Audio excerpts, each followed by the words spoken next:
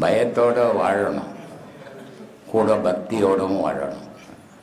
பயபக்தின்னா அதுக்கு தான். பயபக்தி இருந்ததுன்னா மரியாதை இருக்கும் அங்கே.